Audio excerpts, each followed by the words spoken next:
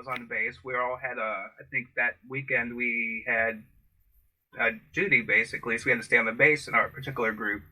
And this Marine, he got some acid, and so we all decided that way we got to stay at the barracks all weekend. We might as well just drop acid, even though we forgot that we had to go to the duty station to check in I think it was like every 6 hours or something.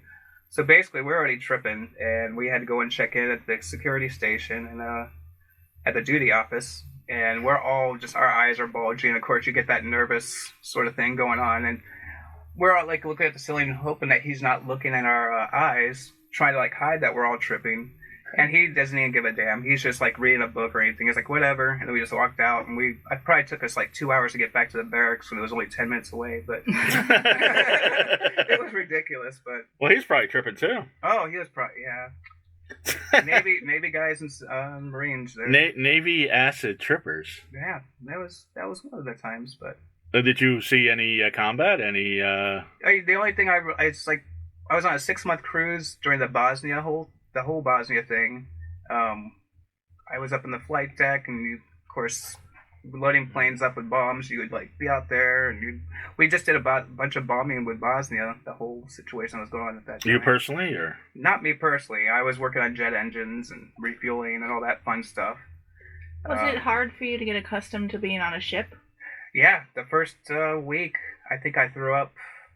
I was doing a temporary duty. I worked for the Admiral's mess, so I basically had to serve the Admiral and his staff dinner. So I go in there, and the aircraft carrier, which is huge and it's hard to feel this in the first place, for some reason, since I guess I didn't have my sea legs yet, I was feeling it, and I literally fell over, and this whole plate of butter was flying all over the place. And as soon as I got back up and from being embarrassed and everything, I literally felt it in the pit of my stomach that something was about to happen, and ran straight to the restroom. Oh man! And I was just, it wasn't pretty. Was that common? Did a lot of sailors have a difficulty adjusting? It seemed like it, especially newer guys like us. That was my first experience on the ship. I just got out of boot camp, and I just got out of A school, which is when you learn your trade. And but once I threw up that one time, the rest of the time I was fine. That's great. That's quite the adjustment. I have never been on a ship for a long period of time, so I wonder what it'd be like. Yeah, it's cool. I mean, you're stuck in a ship with 5,000 other dudes. I think we had 3 women on the boat. See, that would make me throw up. Now, you threw up in front of the Admiral?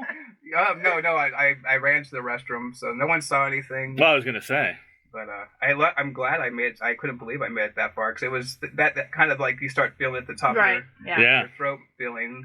Well, I've felt that on boats, and I've also felt that after a night at Bar Sinister. But which is where I tried absinthe for the first time, and I never heard of it.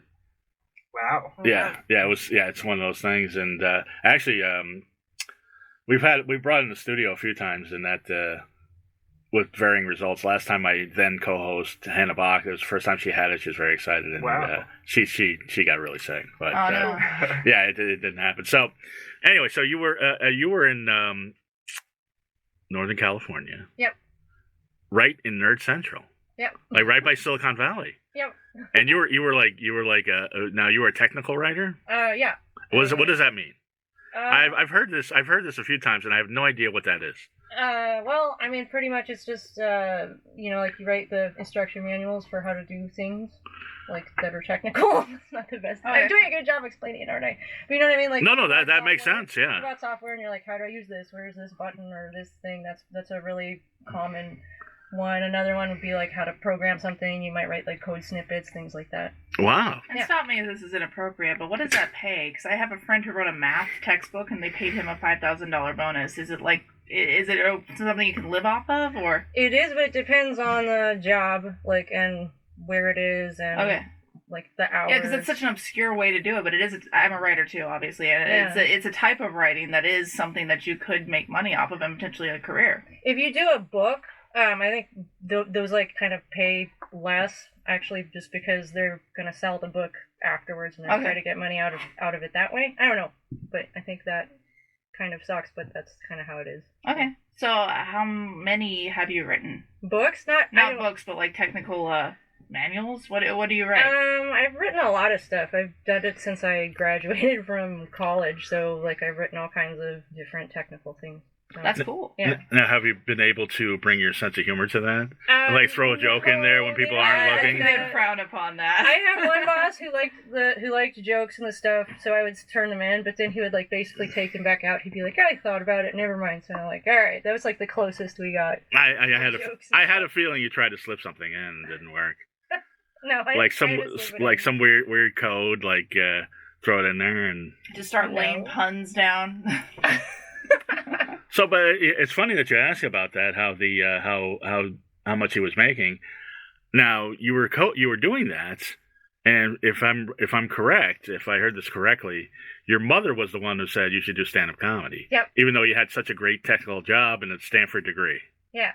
Well, that meant you were funny, right? Like, she's like, you're funny. You should do stand-up comedy. She wanted me to try it, I think, partially also because she'd always sort of wanted to try it. Right. So then she's like, you try it. And I'm like, okay, fine. So. Even though you had horrible stage fright. Yep. Crippling stage fright. Yep. What did you do to overcome the stage fright? I just kept having crippling stage fright and doing comedy. Powered through. I was gonna say, have you gotten past it? It seemed like you did, but I think I have compared to then, but it's still there. Right. Yeah. Right. Because it's funny, because, I mean, there's so many people doing comedy, like my dry cleaner does comedy, everybody does fucking comedy. After the show, Tommy's like, hey, when can I start doing comedy? There used to be the number 3 fear in the nation was public speaking. Yep. It's cured. It's cured, because every fucking person is doing comedy now. I think social media probably had a lot to do with that, because whenever you state your opinion on social media, you're talking to potentially thousands to millions of people. Yeah. Yep. Potentially. Potentially. And then you go to an open mic and you're talking to 10 comedians and they're not Yep.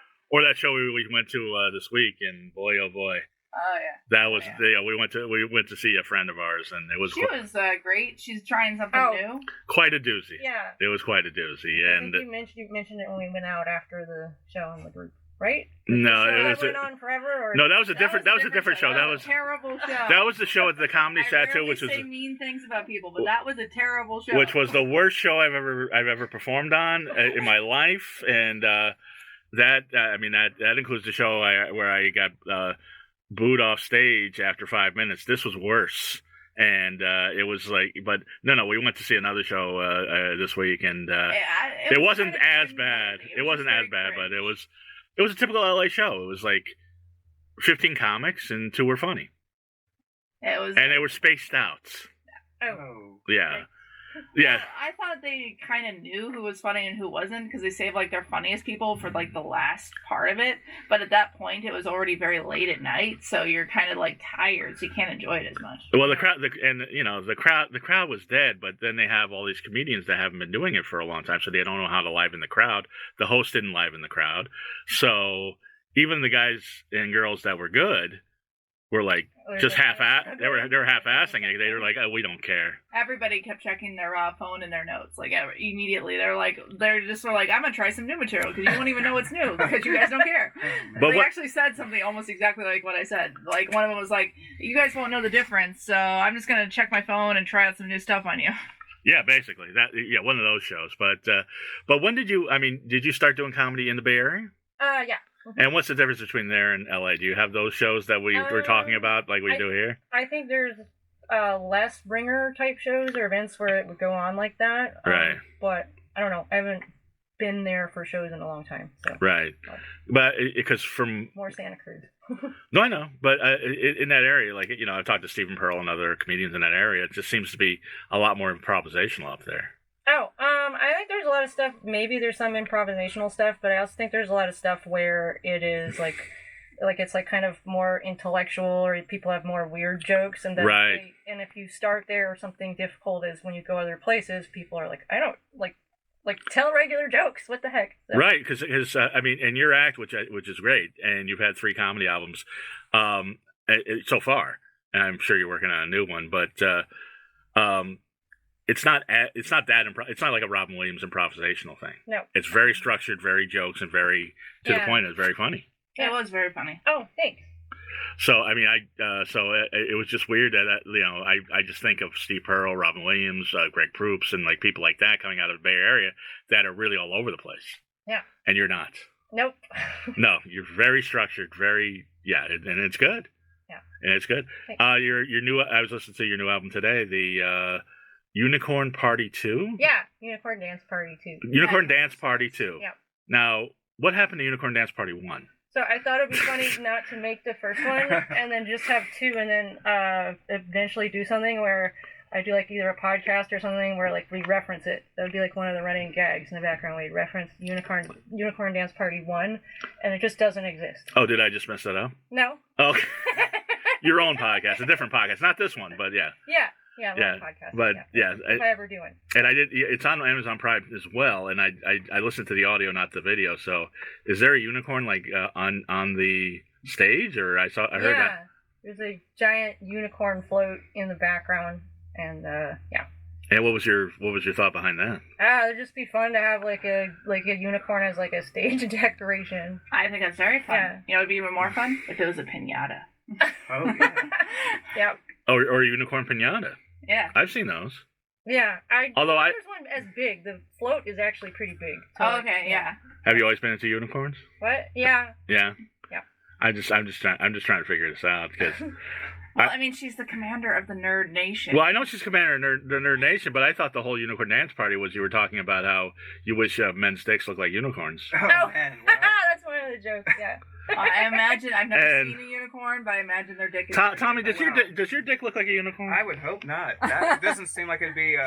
It'd be like a real blunt instrument. I would think. Yeah, well, like it gets stuck trying to. I don't think she's talking about the horn. I think I mean if. So. Oh, please explain, Erika. Well, no, I don't have a thing about that. I do have a joke where somebody's dick turns into a unicorn. Ah, okay. In general, and okay. It's like an absurdist, ridiculous. I was just that's a little. Yeah. Ridiculous. I was paraphrasing.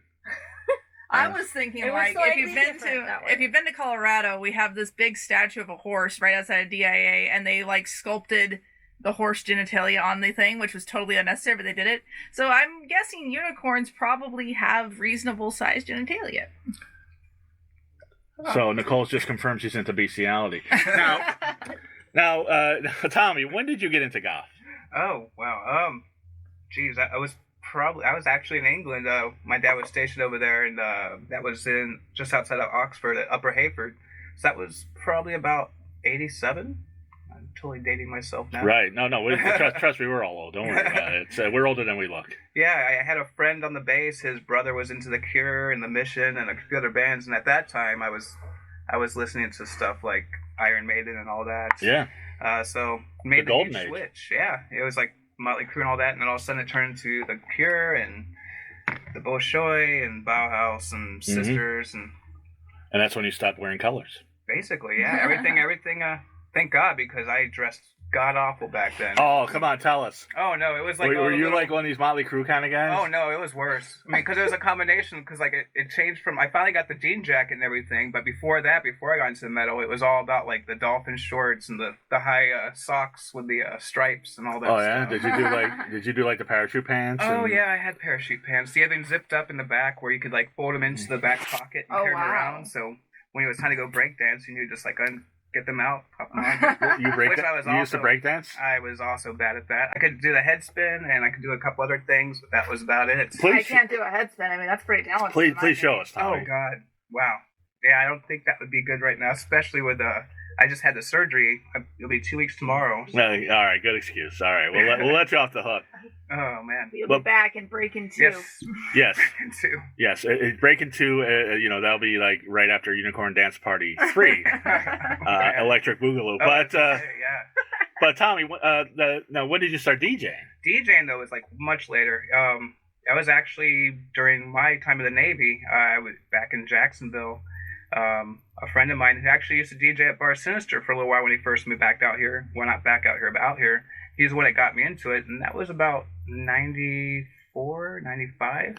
Still in the goth golden age. Still in the goth golden age. Because there was the 80s goth golden age, and there was actually two waves. There was the early 80s and the late 80s. You got into the late 80s. Yeah. And then the 90s, you had the grunge, and then there was a wave. And then at the late 90s, there was the industrial wave. Oh, big time. That wave. Yeah, that was great. That was when like Leather Strip and all those guys started coming up, and Skinny Puppy was all around and all that still, but Switchblade Symphony and all those guys, Cleopatra Records, right, was just killing it. Sure, but I got in the late 90s. Yeah, I think we all kind of did, but let me ask you now. You haven't always had to DJ goth things. I'm sure you DJ'd weddings, birthday parties, other things, other nights. Other nights, yeah. I mean, I've done other nights. I have done a few weddings, not too many. Right. Birthday parties, I haven't done any of those, but yeah, other nights. There's like they have a club on Friday nights now called Club Decades, which is Right. I love really Club fun. Decades. It's so much fun. Oh man, so I've been doing like the '90s parties for those and a couple right. other ones, and I think they have a Morrissey one that I'm doing in a couple weeks. But that's still tangent. Kinda. Yeah, that's still related to goth. But because I remember, and I'm gonna throw out a name that is legendary and dates me, but the late great DJ Jen. oh, Miss Jen, Oh, she the was blue hair Jen, right? she was great. She was the greatest. And Man, but I remember I went to like some club and it was like we were playing like. And this is the early 2000s, so they were playing like boy bands and like weird stuff. And she was there. I'm like, "What are you doing here?" And she's like, "I gotta make a living." Oh yeah, I've actually had some of those too. I actually have Bordners every year. I do the what's it called? It's the comedy troupe. What are they called? I should know this because I DJ their Christmas party every year, and it's always like hip hop and top 40. That escapes my. But yeah, it's always that type of stuff. So you would never, if you walked in, I've been DJing Justin Bieber and all that type of stuff. And even though you don't dance like DJ Amanda Jones is always dancing no matter what she's playing, but you still got to pretend like you're grooving. Oh yeah, I gotta try to. Yeah. I got a feeling tonight's gonna be... Luckily, people don't see as much up in the DJ booth we're at now, but yeah. It used to be right down there, so people had to see you. Oh yeah, definitely. But yeah. But what is the song that always makes them dance? Lately? God, let's see. I mean, there's... I can tell you what song always makes them grind. And that hasn't changed since the mid-90s. Which one? You know the one. Oh, it's 9 Inch I Nails. wanna fuck you like an animal. Yeah. Always, everybody's on the floor. It's like a. When that plays, it's like a Zalman King movie. It's like everybody's grinding on each I know other. when Amanda plays Drama Rama, it always goes off. That one always goes off. That one definitely gets them going for sure. Yeah. Aesthetic Perfection always does really well. And for a while, and I don't think it's true anymore, but for a while it was, this shit will fuck you up. Oh, God. You're right. Oh, look. You're right. I remember that people getting down to that. But that, I mean, that was the last song I can remember that like people would run out on the floor for that. Like that was a newer song. Oh yeah, they were. Yeah, that was definitely a huge club dance floor anthem for sure. Yeah. But now it's at the point where it's like you just don't even want to hear it anymore. Yeah. It was like just like Heaven by the Cure. It was like it's been played so many times. And Every now, time Just Like Heaven comes on, I have to do the fake making out thing that Robert Smith does in the video. His little eye roll. Yeah, so cute. But I was gonna say now, Amanda, when did you get into goth? Me? I always liked it on and off since I was like a kid, but it was like more like originally like the aesthetic. I liked the clothes and making costumes and stuff, and I started by having like kind of like gothic style like Halloween costumes, and then it kind of went from there. Right. Yeah. And you got into the music and everything. Yeah. Now, are you a big cosplayer?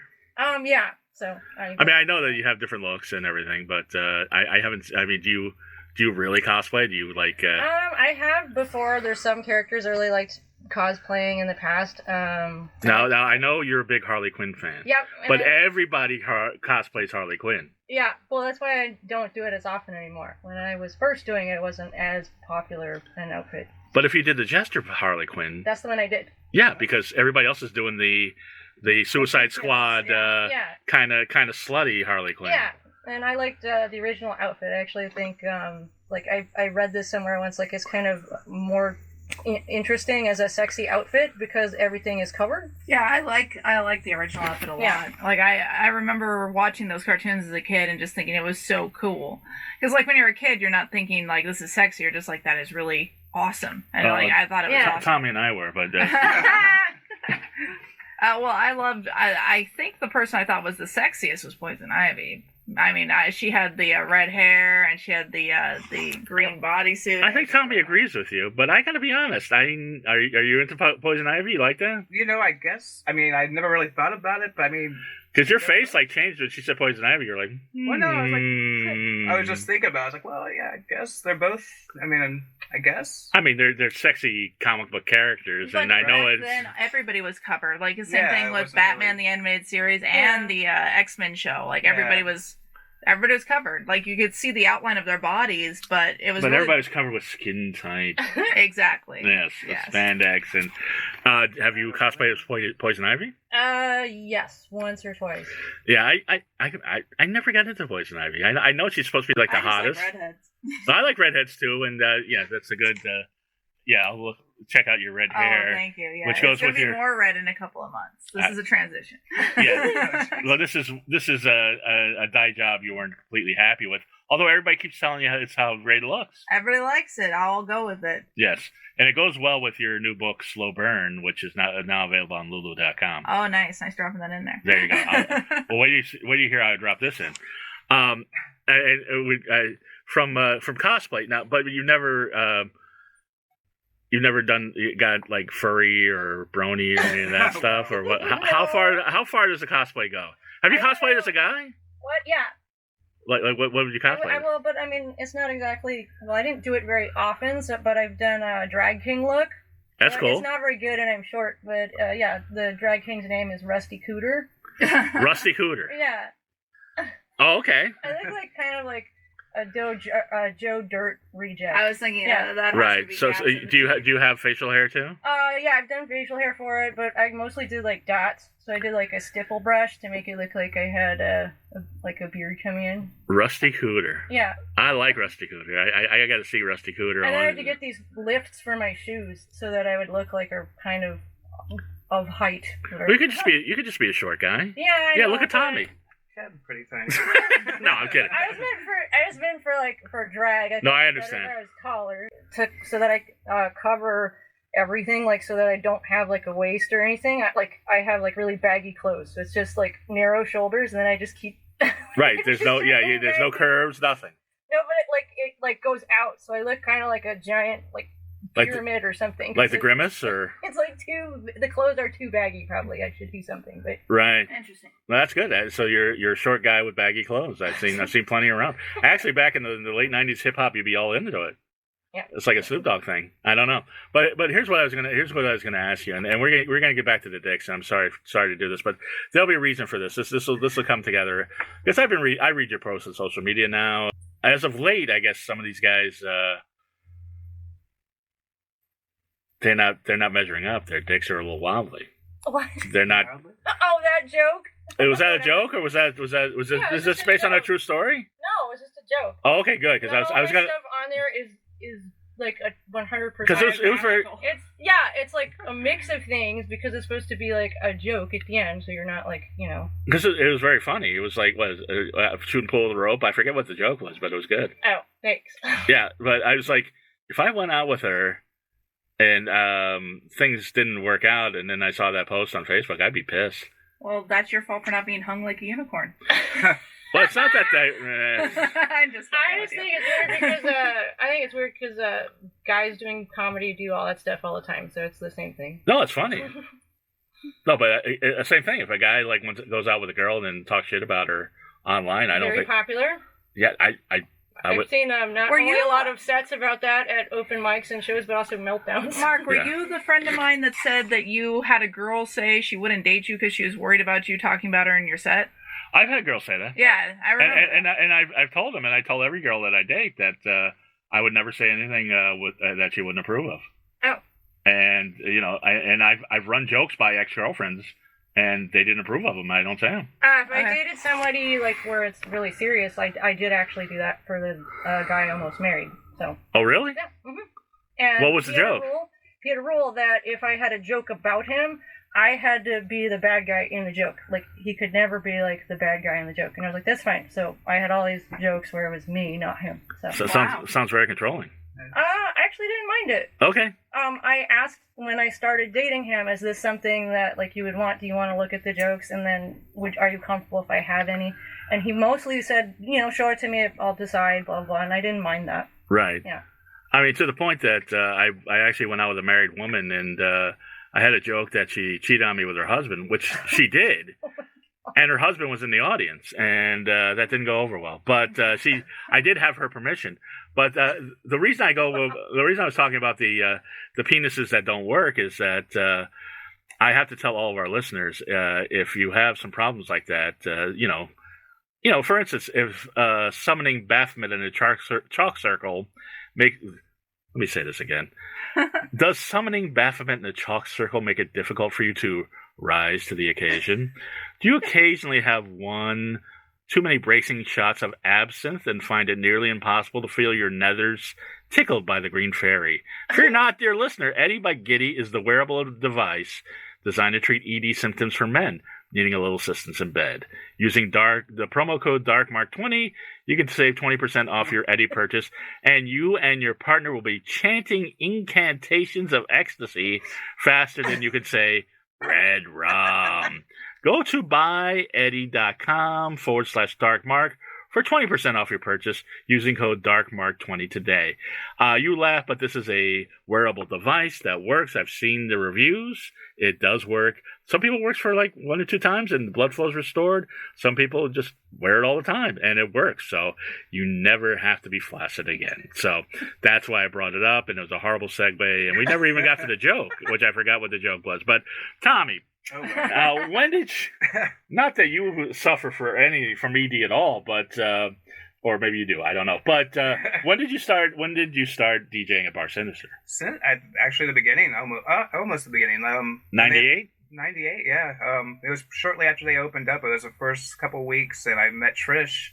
And at the other time, there were 2 other DJs there. And she's like, "Yeah, come on, bring your stuff up and go up there." She introduced me to them, but one of the other DJs was great about it. The other one wasn't so thrilled about it. So he was like, "Sure, you can DJ. You can do 15 minutes." Mm-hmm. And so I said, "You know what? F it." Went out and did it anyway, and just showed up every week for the next couple weeks. 15 minutes, so it's like 3 songs basically in the goth scene, if you're lucky. Eventually that guy quit, and then I took his spot and was just regular.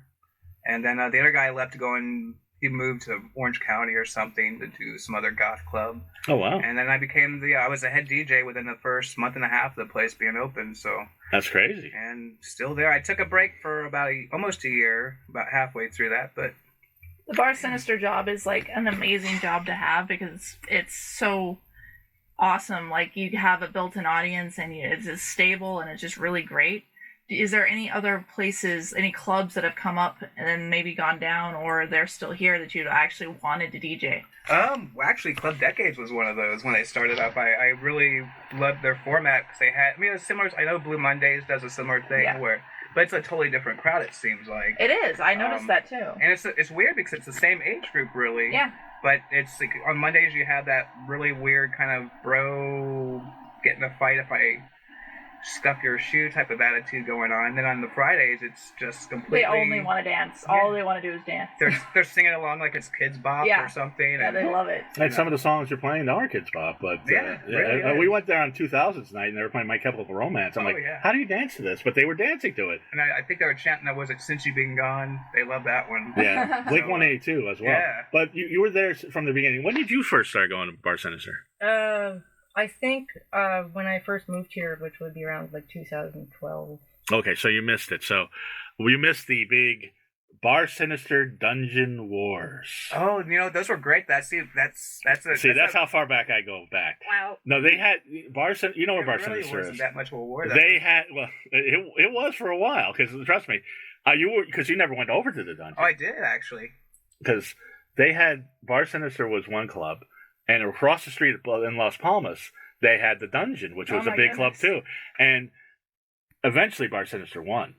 But there was a few months there, maybe even a year. Yeah. It was pretty evenly packed, and a lot of people were going back and forth. Well, the funny thing was, it was basically the promoters. It was like the promoters over at Bar Sinister versus promoters over there. But as far as the DJs went, we all actually would Jen would come over to Bordner's, and all of us DJs would just be hanging out having drinks beforehand. Right. They get close to 10, and we'd all just kind of scatter to our own separate clubs.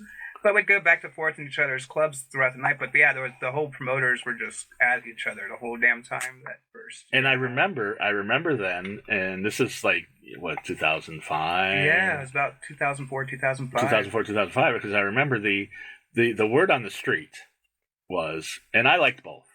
And I would go back and forth to both. I enjoyed it, and I loved Jen's DJing. And Jen was great. And the one thing that was weird about that time is there was one guy, and he was an older guy, like gray hair with a mustache, that used to dance like a robot. That would be in every single goth club you would ever go. If you go to three of them in a night, he'd be at every single one of them. I don't know how he did it. He was at Ruin. He went to all the places. I think his name was Alan. I think so, yeah. But he was an older guy with a mustache, and he would dance like a robot. Yep. And he was at every single goth club. And the girl that kicked. Remember her? I vaguely remember him, and I remember the two muscle people. There was a lady and her husband and her boyfriend that were like super ripped, and he would carry her around the dance floor and stuff like a purse, basically. Yeah. But the Bar Sinister and Dungeon thing, they were right across from each other. Yeah. And the word on the street was that Dungeon was where the younger people went. Yeah. And the older goths would go to Bar Sinister, because I had a friend. I had a friend who was like just turned 21. She's like, Bar Sinister sucks. It's all for old people. I like Dungeon. And then I took her to Bar Sinister. She's like, all right, it's kind of cool. And so I do remember that. Yeah, it was like, I think the phrase was like, where all the old goths go to die, basically. Yeah, and the ironic thing is 2022, and there's no Dungeon left, or they pop up every now and then. But Bar Sinister has amazing staying power. I think it's because it gives a little bit of something for everyone. Yeah. I mean, it's got Purgatory, it's got Harry Potter Night, it's got every after party you can think of. Like, Bar Sinister knows what it takes to make it. Well, let's be honest. In 2005, Harry Potter Night would be shunned. There would be people would not. The commander of the Nerd Nation. But the commander of the Nerd Nation would love it. But did you ever get into Harry Potter? Seriously, I'm trying to gauge how nerdy you are. I got into Harry Potter. All the Harry Potters, and I own all the books in hardcover. Yes, that is the way to be. That's cool. No, and I have a tie. I have one of the Harry Potter ties. Right. Which house? I got one for House Gryffindor. Okay. Yeah. What house are you in? I'm a Gryffindor. I don't know. I know a couple Slytherins. I don't know. I know nothing about it. Did you ever even get the Fantastic Beasts? I don't even know. I didn't see that. No. No. Do they have books on that? I think they do. Maybe I didn't read it either. Right. You just if Harry's not in it, you're not interested. Now, do you think this is a good thing or a bad thing that everybody's a nerd now? I actually think it's a cool thing, because I think maybe back then, when people got like beat on for liking whatever they like or made fun of, other people maybe like secretly wanted to like it and couldn't, or that's why they're doing that. That's why they're being a bully. That's why they're being a shit. Right, because you can't like football now. You can't like the stuff that people used to like that beat us up, because that's not nerdy enough. I thought you could like football now. I mean, I think it's really nerdy. I think there are a lot of sports bars. If you hear people talk about, you can't like DC because Marvel rules. You can't do. You can't. They know all the stats for everyone, and they're like, you're arguing about which character can beat the other one up, and I'm like, you're arguing about which football player is the best. That's how I felt about fantasy football too. It's just another kind of nerd. Right, but that's fantasy football. Like, they don't actually watch the games. Somebody actually sits down and watches the games. They can't make their own picks. No, they just get the stats out of the paper. They don't watch the games. Like, if somebody actually sat down and watched the game for the game, like, what are you, dork? What's the matter with you? What's the matter with you? I think adults still do it because it's how you drink. You sit at a sports bar and you drink and you watch your favorite team. No, trust me, I'm sure, but the nerds will frown on that. But no, but nerds are turning into bullies. Yeah. I don't like that.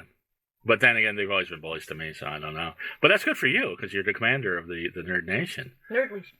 Huh? Nerd Legion. Nerd Legion. That was my fault. I said Nerd Nation. No. That's my fault for not remembering it. But is your Legion becoming increasingly warlike? Is that what's happening? What? You can't watch any of these movies without analysis and spoilers before the movie. Like, you can't watch Wonder Woman without it being spoiled and criticized, or I guess. Doctor Strange or any of that stuff, because it's like you got just all this discourse on the internet, like, and it's like, oh no. Yeah. To me, I don't know. I thought it was cool when they were coming out, but with superhero movies, but now everything's a fucking superhero movie. Yeah. So now I'm like, can we have some like independent movies, like character studies for once? Like we used to when nerds didn't rule the world. There's a new movie coming out called The Invitation. Oh, yeah. It looks really good. It's about vampires. All right, well, vampires are nerdy. But speaking of not nerdy stuff, and sexy. They're the sexy nerds. Yeah, the vampires are the sexy nerds. But speaking of sexy nerds, you go to Burning Man. Yep. You're a burner. Yep. So when did you first start going to Burning Man? I'm so jealous, by the way. I've never been. I've never been either. I went. My boyfriend wanted us to go. Right. And he's like, "I'll take care of everything," and I was like, "Okay." The one who said, "Don't do any jokes about me." Yeah. Yeah. Especially at Burning Man, I would imagine like, "Hey, we went to Burning Man and listened to this." I would sure he wouldn't want to hear that. Yep.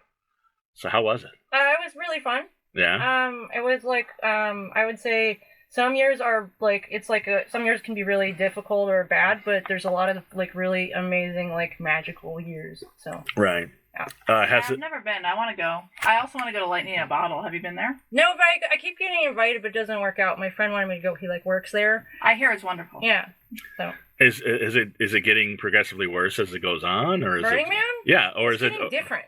So I agree with some of the stuff where people say, hey, it's more corporate now, this or that is missing. And I'm like, well, you went from like this small community of people to like it's a city of 80,000 people that exists for 1 week. So it's going to be a little different than if you were there like for the whole time for like tons of burns and stuff. I agree. Right. It's like Magic the Gathering. Like there were 3 people that played it, and now there's 3 million people that play it. And what was your favorite part about Burning Man?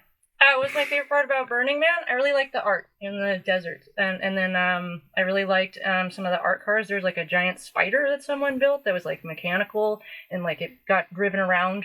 And it was like this, it's incredible. It's this giant vehicle that someone just built just to go to, I mean, I'm sure they use it What for did they stuff, build it out of? It was like all metal or, okay. Yeah. And yeah, it just would walk around the desert. It was kind of cool. How did it walk? Did it have a person powering it? No, it was like a vehicle, but it was with like legs. So it's like a robot. Yeah, That's cool. And then there was other crazy stuff. Like someone had like a giant octopus on top of their car, and the octopus like shoots flames out all the tentacles, and it drives around. Wow. And then there's like just weird stuff that happens. I used to like by myself just to get like a pack of clove cigarettes and just walk around and see everything on my own, and there'd be really interesting. That's so adventures. goth. One of the Clothes. they're really good. Anyway, I have like 2 kinds in my bag, I think. Oh yeah. So. That's very goth. That's super goth. Well, if you have 1 clove cigarette in your bag, that's one thing. But if you have 2, that's super goth. Let's see. I don't know. I'll count them. Look, Tommy's impressed. Look at this. He's Oh like, no, yeah, I remember the clothes. I used to buy those in the early years of the goth. I thought that was the cool thing to do. So I don't even smoke, but I love the. You walk into a goth club and you just have that clove smell. Oh yeah. Some people love them. Yeah, like someone bummed a cigarette off me to use as incense. He said, "I don't smoke. I just want to use this as incense." And I'm like, okay. That's great. Yeah. So. Like, oh man, I can. Have you ever loaned that cigarette to me and then somebody puffed on it like, oh, it's a clove. Oh yeah, well sometimes they're like, oh, or they're like, ew, I don't want that, like, and I don't like the smell. That's also happened. They're very divisive cigarettes. Oh, definitely, yeah, no, that's but that's something that separates the goths from the non-goths. But yeah, I was talking to you. Now, how has the goth scene changed? The goth scene, because you've been there since '98. Since '98, yeah. So that's like 4 generations at least of goths that you've it's DJed changed for. So much, and it seems like it's like every 5 or 6 years, it seems like it takes a little bit of more of a change. Lately, it's definitely. I mean, it's definitely more electro lately. That kind of synthwave mixed with industrial definitely seems more dominant than the other stuff right now. Like, give me an example, because tell me a good new goth song, because I haven't heard one in a while. New goth song. Well, She Passed Away. I wish I could pronounce the names of their songs because they're from Turkey and they're all Turkish names. But She Passed Away is pretty damn cool. The band's name is She Passed Away. Yeah. It wasn't somebody that passed away. Yeah, exactly. Okay. That's a super goth name. That's a very goth name. And those guys are great. Every time you pop those guys on, or the other band called Trust. Okay, I know Trust. Yeah, those guys also get he definitely gets the dance floor going pretty well. So when the pandemic hit, oh yeah, you were out of DJ work, but then you were DJing on Zoom. On Twitch, yeah. Oh, you're doing Twitch too. I forgot to mention. Yeah, that. I tried. How's that going? Twitch was fun. It was actually. It got really out of hand there for a little while. It had a ridiculous amount of bottles that I had to keep getting rid of each week because... What? Oh, yeah, because on Twitch you have these things... people, as they watch, they collect points, and so they can take their points and they can use them to spend on different things that they can make you do. You can kind of adjust it yourself and make your own rules up, but there's some that you can just pick. But one of them in particular was do a shot. And so these people would just be drinking already in their places, and it was like every few minutes, like do a shot. So you're doing. I remember at some points at the end of the night, because the whole thing was in my living room, and so when you're done with it at the end of the night, you're having to break it down too. And there was plenty of times where I'm just crawling around the floor like. You don't wait till the morning? Oh no! And I did pass out. I'd wake up and I just have a cable in my hand, and like, you know, it was brutal. So yeah, I started changing that. You start getting wise to it. Like, you know, it is bad luck to just shoot water. So the way around it was to like do like 75% water and just like put a little dash of whiskey in there at first to kind of slow the down Dean Martin technique. Exactly, and then eventually it started turning into like pickle juice instead because no one can see the color really. And pickle juice has electrolytes in it, so wow. I'll take your word for it. Helps with those hangovers that next morning. So did you like doing the Twitch shows? Well, how were they different? They were fun. You got to do your own little thing. You had like your own little stuff. I mean, you were playing basically what you want in your living room, and everybody had their own little things the way to do it. I had like a little like the punchy nun that I do every once in a while, and sometimes I dress up as Deadpool and just like different. So you cosplay things. too? A little bit, and it's all Deadpool though. It's just like mixing Deadpool with like I think I did one that was like the Walking Deadpool, which was Negan and Deadpool mixed together. Oh, cool! That's very cool. And actually, before the pandemic, that Halloween I was going to do the Lollipop Guild mixed with Deadpool, so it'd basically be a Munchkin with that, with like a little. Interesting. So you had that Walking Dead look, which was the dark hair with the gray beard. Actually, it was the mask, but I had like the leather jacket on and the little red bandana that Negan wore and all that. Because I tried to get the Walking Dead, but I was like, wait a second, how are all these guys getting hair dye? Oh, they all have dark hair with white beards. How are they getting the hair dye? I don't get it. Yeah, everything is going gray besides their. Yeah, and it's every character. It's like the Negan, the Andrew Lincoln. They all had like gray beards and dark hair. They finally started switching it up. I still watch it occasionally, and they finally started to get gray in the hair, and it's more ratty and stuff. Oh, okay, good. Finally. But for a while there, it was that whole thing. It's like they're still having those great haircuts and hair dye. And so how were the goths on Twitch? That was fun. It was fun. It was really fun. At first, we weren't because Twitch was mostly for gamers at that time, mostly. So when we first got on there, I think Slave, me, Rocky, and a few other people started to get the DJ thing going on there. We'd get a lot of people, well, not a lot, but there would be a few gamers that would come on and start just, heckling basically and being pissed that we're on there and it's supposed to be their platform and all that. And, oh, really? You got some of that shit? And you'd go over to their thing and they would have like 15 followers. And so it was like I think it was really bizarre, but they eventually went away, and now there's umpteen million DJs on there and ASMR. There's bands that perform there every once in a while. I think Metallica had that one thing where they were on there and they were playing their own music, because that's another thing about Twitch is crazy is you're not supposed to be playing copyrighted material. So once you're off, they basically mute a lot of the recording. Do you think there's a future between maybe Twitch and like virtual reality? Like, because I could see something like this being watched on Oculus. Yeah, that would be awesome. That would be really damn cool. Have you done VR DJing? I haven't, but I would definitely be interested in doing that. So you don't? Do you get the energy from the people on Twitch that you would in a live setting? At first, it was awkward, but after about a month and a half, there was definitely, because of the conversations that people were having on there, and they're having that mutual interaction with them on that.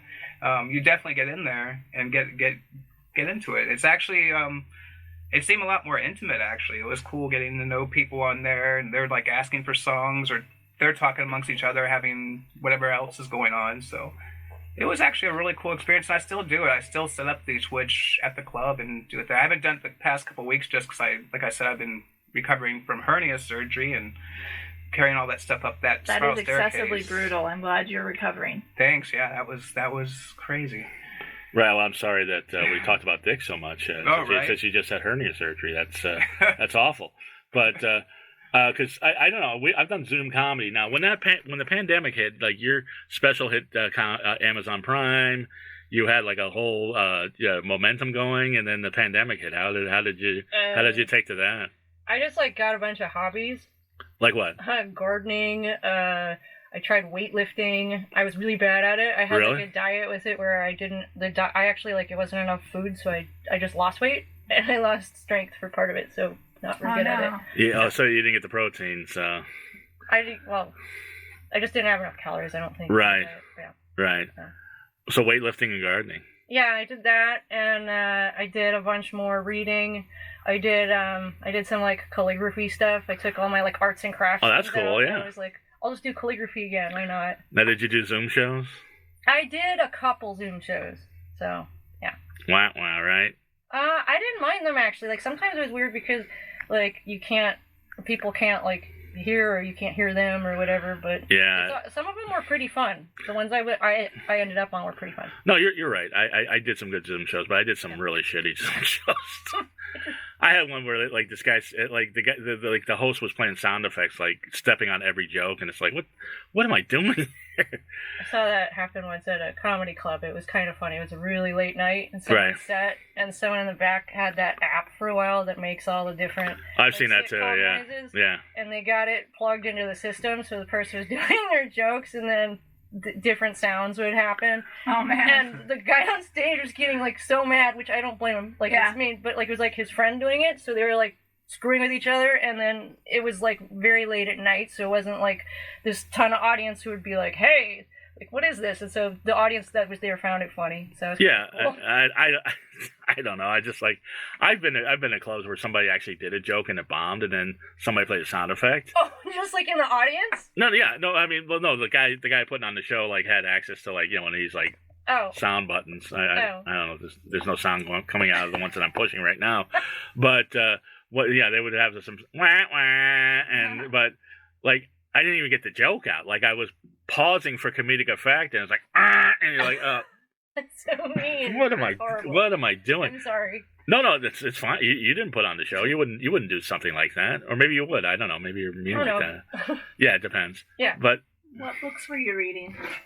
Different. I read some. I reread my Harry Potter books. I also read like a couple of fantasy novels that I have that are old ones that I like called Warrior Woman. That is a cool story. Oh, cool.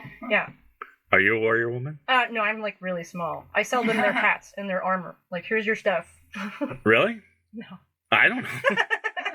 I don't know.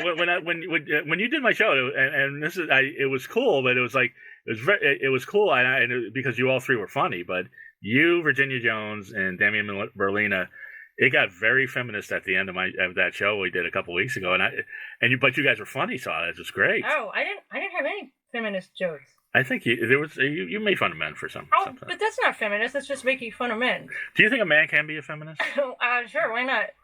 Because he's not a woman and he doesn't know what a woman feels. But just because you don't know how someone else feels doesn't mean that you can't relate or have compassion or find a connection point. Empathy. Yeah. No. Now, if they're dating you and they're like, "Hey, I'm a feminist," like now you're worried. Exactly. You just started dating them, but like, otherwise. No, because I've had girlfriends accuse me of being a feminist, and I'm so feminist, I guess I say that a man can't be a feminist unless he's a drag queen, because he doesn't know what it's like to be female. He could be an ally. He could be it's weird because a drag compassionate. Queen, that they don't know what it's like to. The person doesn't necessarily know what it's like to be a female either. Like, depends on how you define femininity and what their style is and what someone else feminist thinks. friends. Yeah, but that's and that's just that's getting blurred as we go along. Well, yeah, I mean, I think anybody for any of it. So as long as you believe we're allowed to have the same rights as a man, you're a feminist.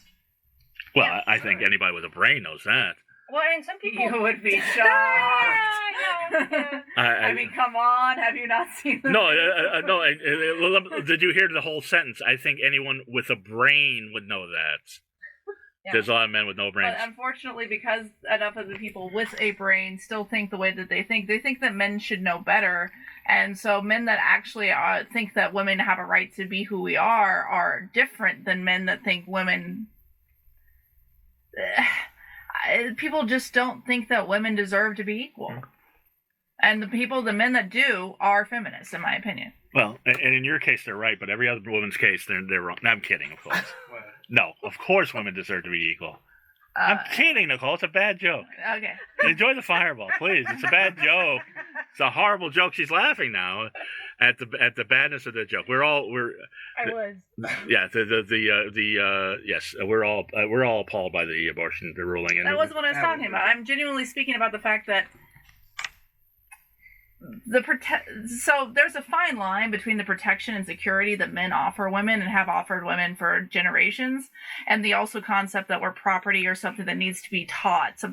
There's that protection thing gets skewed where they think that they have to do these things for us because we just can't do them on our own, and that's not true. So if you believe that a woman is equal to a man, you're a feminist. Okay, I guess I'm a feminist then. I guess so, you are. too. Yep. Yeah, there you go. That's good. Tommy, That's an awesome definition too, because it leaves space for everything. Because one of the things I always say is like, it's about a freedom to choose who you want to be. So it doesn't, in my opinion, have to be a certain specific way. And some, like if you study it, there's like rules. There's like certain types of feminism. Sure. I don't think I'm very feminist though. So. You don't? No. I mean, you're strong. Until we started backsliding. Like I was like okay with the progressive path we were taking, but now that we've gotten to the point that we're going back, like generations, I'm becoming a feminist, which I wasn't, but now I've been triggered. I'm like, you know what? No, that's not right. You can't treat me that way. Yeah. The whole Well, you're a strong, smart woman, and obviously a genius. So, I would say so. I don't think you're a genius. That makes me feel weird. No, but I mean, your brain is so analytical. Oh, yeah, sometimes. Yeah, you don't walk into a room and think you're smart and feel that you're smarter than everybody else. No. You don't talk to people like at a party and like, oh my god, they're so beneath me intellectually. No. Like you don't say words that people have no idea what you're saying. I hope not. Maybe if I drink a bunch at the party. Okay, well there you go. Well, we got some fireball here. Tommy, tell us, because you told me I want to come on the show. Oh yeah. And we're wrapping up, but you said I have so many stories. Oh god. Of DJing at goth clubs and Bar Sinister. Let's hear them. Jesus. Oh. Well, I mean, I always love putting people on the spot. People are like, I want to come on your podcast to tell all these stories, and it's like, okay. Well, I mean, like one in particular. This one, well, of course, like, all right, whether it was like this one time, it was like pre-pandemic too. It was probably like early 2010 or so. There was a guy that was like all that whole what was the gas mask. Right. Industrial guys. So he had the mask on, he had like the long skirt on, just like really going at it on the dance floor. He was already pretty wasted. I remember I think the bottom of the skirt went underneath his combat boots, and he just head first into the concrete floor of the dance floor. Jesus. Ouch. And he was just laid out, and all of a sudden, like, I turned the music down, the lights came up, and you just see this like pool of blood just coming out of the back of this guy. He's not moving at all, so we're all thinking this dude just like ate it for like luckily by the time the ambulance got there and all that, they revived him and everything. Funny thing was, the guy came back the next week, had like staples on the side of his head, still dancing, still has a mask on. Same probably skirt he wore the week before. Jesus. But no, that was the big gas mask skirt killed thing in 2009, 2010. Oh yeah, and they had all those those gifs and videos on YouTube with a bunch of them doing the underneath the overpass, doing their industrial dances. Because you go back to where like everybody that walked into Bar Sinister looked like Marilyn Manson. Oh, there was that too. Yeah, that was like down to 2004, 2003 time frame. Yeah, there were several of those guys with the one colored eye and the other. Yeah, and then the gas mask people came in, and then I'm trying to think of the other the trends that have come and gone. Steampunk was a big one. Oh yeah, the steampunk. That was the thing. Everybody was wearing brown. Oh yeah, there was all that. Yeah, and they were they're like steampunk always baffled me. You ever get in the steampunk phase? A little. I like some of that aesthetics and the stuff for the outfits. No, some of it's cool, but it's like I don't know. The guy like explains to me. What's the name of the book that was? I forget who wrote it. But he's like, damn it. The first steampunk book, the one that kind of like William Gibson wrote it with someone else. Right. It wasn't Necromancer, was it? That's Cyberpunk. That's but Cyberpunk, yeah. But no, I remember somebody's like, I'm like. He also worked on a steampunk one. So. No, I remember I went on Steampunk 9 and I was talking to a guy, and he's like, "Yeah, we're in the future, but electricity hasn't been invented yet." I'm like, "Wow, I'm just wearing a suit. I don't know what's going on." Everybody's in balloons. Yeah. So and the door code at Bar Sinister is very strict. It is, yeah. It's definitely gotten strict. Which is weird because I see less and less people wearing goth. It's so they're paying $5 extra. Yeah, they're all paying. It's like I think it's $20 if you're not in dress code or something like that. Which for a while there, like it was a great deterrent, but now people are to the point where like they don't care. They want to come to people gawk or whatever they're doing.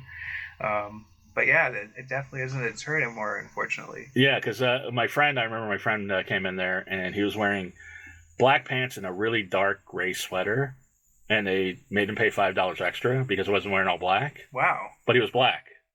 So he could have walked in naked and they would have said okay. Yeah. And there was another girl that she was wearing a Cure shirt and black pants, but she had sneakers on. They charged her extra. Yeah, they've been really strict about sneakers, which is crazy. And it's like, come on. And she's like, I just got off work. I'm like, it's a Cure shirt. The Cure shirt should give you a pass, but no. Yeah. I think that was a management's right. thing. Yeah, that's too much. I mean, you've got, like you said, a Cure T-shirt, even the gray shirt and black pants. You would think. But that aside, Mark and I have nothing but love for Bar Sinister. That's actually where we met for the first time. Yes. And then we rekindled. There's an old picture of me wearing a black outfit. I have hair almost this exact same color, actually. And it was when I was doing the author thing.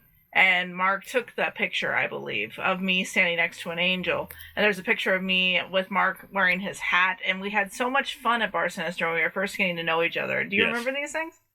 No, but it's coming back to me. But I was gonna ask Tommy. Now, I know I've seen plenty of celebrities at Bar Sinister. I felt bad because one night I saw Martin Gore from Depeche Mode, and went up to him, said hi, and said I was a big fan. And then afterwards, like, everybody mobbed him, and he had to leave, and I felt like such an asshole. That happens a lot there. But what's the most incongruous celebrity you've ever seen at Bar Sinister? Not Dave Navarro, not Martin Gore, not anybody in the bar scene, or the goth scene. What was like an incongruous celebrity that you saw just roaming around there? Let's see. God, it's Rivers Cuomo, Billy Vallow from him. Well, that's kind of in the scene, but Rivers Cuomo, that's an odd one. What is his name? Kiefer Sutherland was a big one for a while there. Oh, yeah. Well, and he would get hammered next door at Bordner's and come over there and get on with a dancing cube, just totally red-faced. And that's amazing. Go dancing, basically. I remember I saw him fucked up on a Saturday afternoon. Oh, yeah. I was down with this girl, and these guys were pulling this guy out of a bar. Like, it was a gay bar, too. And my friends are like, "You think he's gay?" I'm like, "No, I just think he's a fucking drunk." Oh yeah, the guy stank like shit. I mean, he stank like he hadn't bathed in like 3 days. And it's funny because I didn't recognize him at first. You think like, "Wow, that's some guy I know from high school or something." It's like, "Holy shit, that's Kiefer Sutherland." I didn't take a picture, and if I did, I would probably be rich. Oh yeah. Some of my favorite nights at Bar Sinister was when Davey Havoc would come and we'd all dance. Oh yeah, he was like Wednesday's party. That was his. He loves going out there and just going to town. He's so nice. He's one of the nicest people. He's very sweet. Well, I hate to go away from these name you guys with your celebrity friends, but you asked the question. I know I asked the question. I hate to, but one last question, Erikka, because I know you were cracking me up after the show. You came to hang out with us after the show with my friends and basically half the crowd, but you were telling us your secrets to white people's cooking. Oh, right. Which one? There's several. But you know the one. Where white people food is just where you take food from other cultures and add cheese. Yeah. Yes. Yeah. And then white people get mad at me. They're like, "Why are you talking about white people like you're not white?" I'm like, "You can see that I'm also white. This is ridiculous." Yeah, I mean, there is no white cuisine. That's it. You add cheese. Yeah. Everything. You take a Mexican thing, add cheese. Take an Italian thing, add cheese. Is there a favorite cheese that you have? Favorite cheese? No. Or because it's white people, it's got to be Kraft American cheese. Yeah, that's what you said, and I was like, ew, but it's probably kind of true. Yeah. Macaroni and cheese is the white. It's white gourmet basically. Every white person I know loves macaroni and cheese. Yeah. Not every white person I know likes mayonnaise, which for some reason is a white person thing. Yeah, it's definitely a white person thing. I had mayonnaise today. I stand corrected. Erikka, it's been a delight. I'm sorry that I keep saying that like we haven't connected. I'm just like I'm a little out of it tonight. So I had fun. I hope you had fun.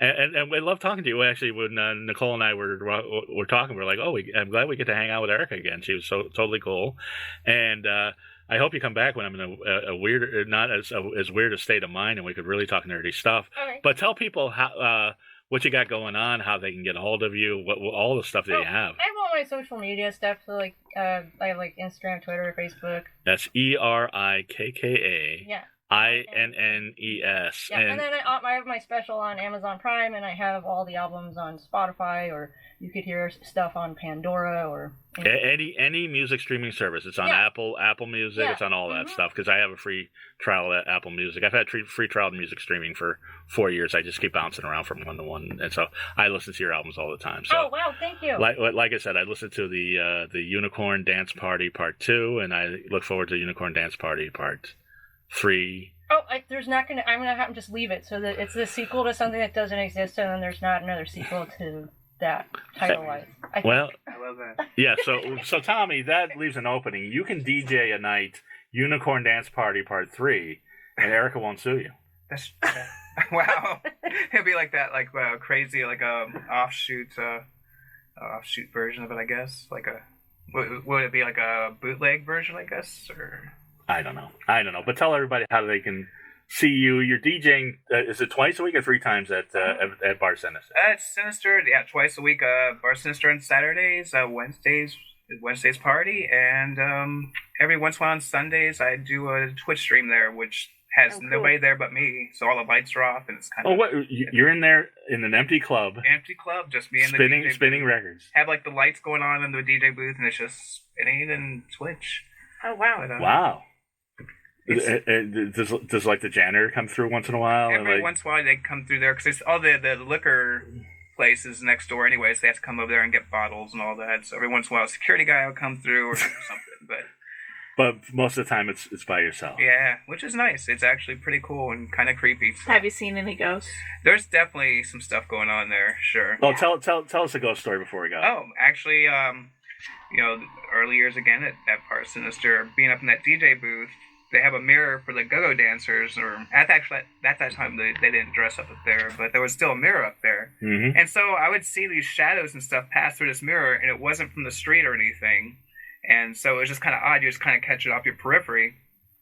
And there have been several times that same night and a couple other nights where you just feel like a brush across your shoulder area. Ooh. So that was always interesting. And almost everybody there, bartenders, I'd say majority, if not everybody there, has had some sort of incident with something there. So you don't know if it's a ghost or a homeless person. You never know. You can never know. And some say it's like Steve Borden, the original owners.